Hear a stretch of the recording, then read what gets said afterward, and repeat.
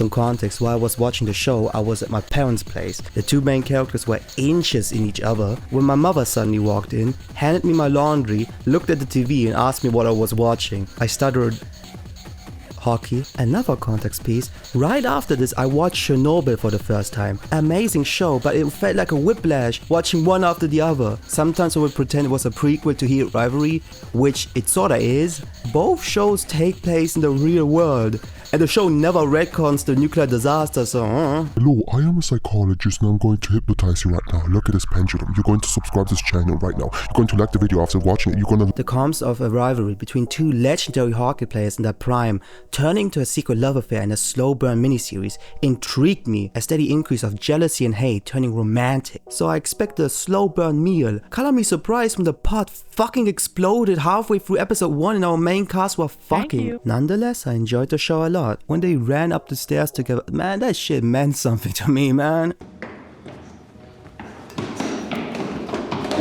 I wish stuff like that happened way more. You know, the actual rivalry aspect of this heat. Say that again? I wish stuff like that happened way more.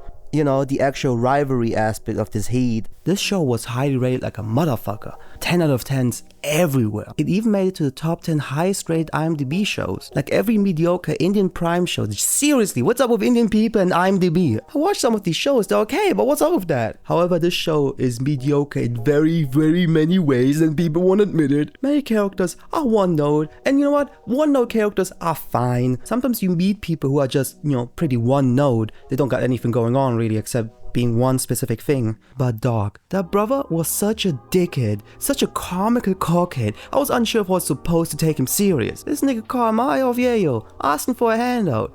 No, demanding for a handout while having a party. And this Russian nigga just goes, oh yeah, I'ma send you that money. Yeah, sure, bro.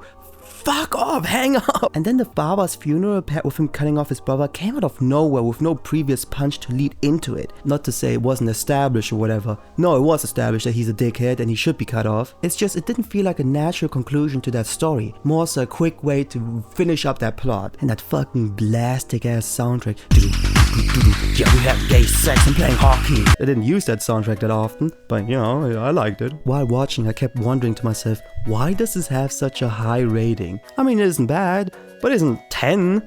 It isn't a 10 out of 10. 9.9 average ass. But I think I know the answer. The show found its perfect target audience. Some things, be it TV, show, or movies, are made for everyone. And they're good for everyone. Mass appeal, everyone fucks with it. That's okay. I love Spider-Man, okay? Who doesn't? Meanwhile, there are other pieces of work that only speak to a certain group of people. Take the film Good Days, for example. Many people say it's boring. It follows like a Japanese man, he lives his daily life. There's not really a plot that's being followed, more so just the day in, day out activities of that man and a small glimpse into his surroundings and himself. Many reviews said it's boring and there's no point to it and nothing gets resolved. Meanwhile, others say it speaks to them in a profound way, in a deep manner that teaches them what to appreciate about life. Good Day is no Spider-Man, it's no Marvel that appeals to everyone and it's trying to appeal to everyone.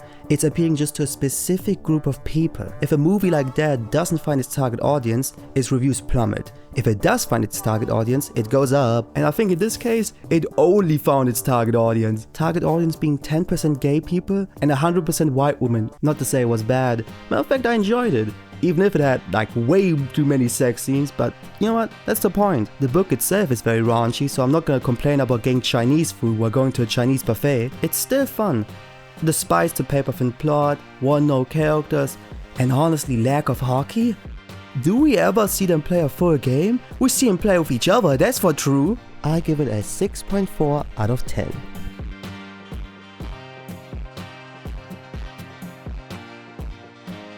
By the way, I watched the film The Raid and not gonna lie, that film had more sexual tension between the main characters than it had here.